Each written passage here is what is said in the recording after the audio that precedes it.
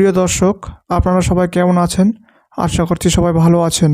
আমি আমার খামারটি আপনাদের সামনে তুলে ধরব। আপনি জানেন, আমি কিন্তু ফ্রি রেঞ্জ মুরগি পালন করি। মুরগিকে আমি খোলা আকাশের নিচে ছেড়ে দেই।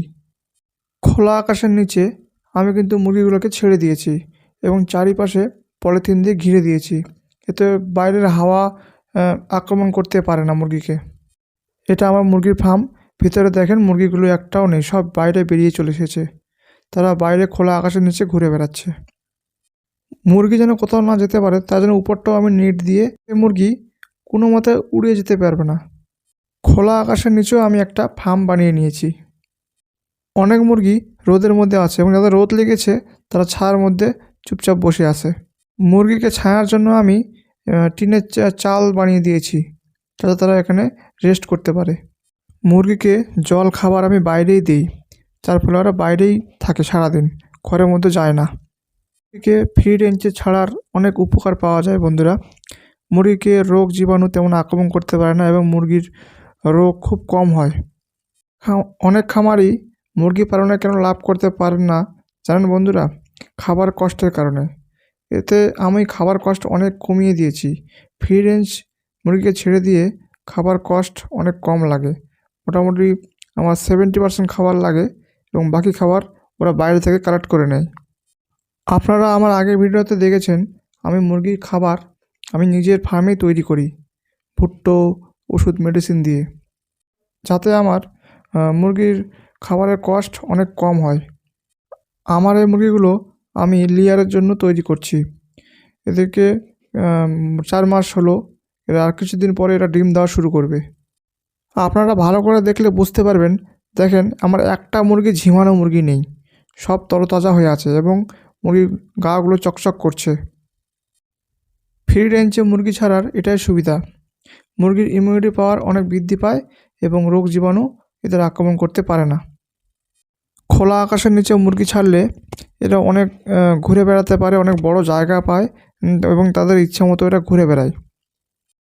নেট দিয়ে যে ঘেরা অংশটি দেখছেন, এটা আমি নিম চারা লাগিয়েছি, নিমের গাছের চারা।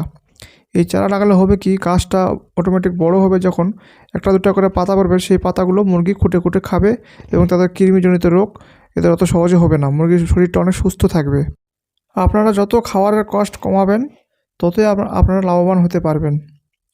আপনারা দিনের বেলা মুরগিকে নেপিয়ার ঘাস কুচি কুচি করে কেটে এবং ওয়েস্টেজ সবজি, শাক সবজি এদেরকে খেতে দিতে পারেন এবং আপনারা ধানও খেতে দিতে পারেন। যে ধানগুলি ছোট ছোট অঙ্কুর বেরোয় সেই ধানগুলি আপনারা খেতে দিতে পারেন, সেটাতে অনেক প্রোটিন থাকে বন্ধুরা। চেষ্টা করবেন কাঁচা শাক সবজি আপনারা দুপুরবেলার দিকে খেতে দিবেন, সন্ধ্যাবেলার দিকে কখনোই খেতে দিবেন না। খেতে দিলে হবে কি, মুরগিকে ঠান্ডা লেগে যেতে পারে। আপনারা যে মুরগিগুলো দেখছেন এখানে সব মুরগি দেওয়া আছে, এখানে মুরগা একটাও নেই, মুরগিগুলোকে বাছাই করা আছে। আমি পরে হিসাব করে গন্তি করে মুরগা ছাড়বো, হ্যাচিংয়ের জন্য ভালো হবে। এবং আমি এই স্প্রে ড্রামটা দিয়ে গোটা ফার্ম স্প্রে করি, সপ্তাহে 2 বার গোটা ফার্ম স্প্রে করি, ঘরের মধ্যেও করি এবং বাইরেও করি, যার ফলে রোগ জীবাণু ফার্মে আক্রমণ করতে পারে না। আপনারা যারা হ্যাচিংয়ের জন্য মুরগি পালন করছেন তারা সবসময় মনে রাখবেন 7টা মুরগিতে একটা মুরগা দেবেন, তাহলে হ্যাচিংয়ের পার্সেন্টেজ অনেক ভালো হবে। আমি যেভাবে মুরগি পালন করছি আপনারা যদি এইভাবে করেন তাহলে আপনাদের মুরগি অনেক ভালো থাকবে। আপনারা ভালো করে দেখলে বুঝতে পারবেন আমি বাইরেও লাইটের ব্যবস্থা করেছি এবং আমি মুরগিকে সন্ধ্যা অবধি বাইরেই রাখি, তারপর ভিতরে ঢুকাই। আপনারা দেখেন আমার মুরগি সুস্থ এবং তরতাজা আছে এবং মর্টালিটি বলতে একদমই কম। আমি 3 দিন 4 দিন পর একটা দুটা করে মর্টালিটি পাই, না পাওয়া না। তো বন্ধুরা, আমার এই ফার্মটি কেমন লাগলো অবশ্যই আপনারা কমেন্টে জানাবেন। ধন্যবাদ।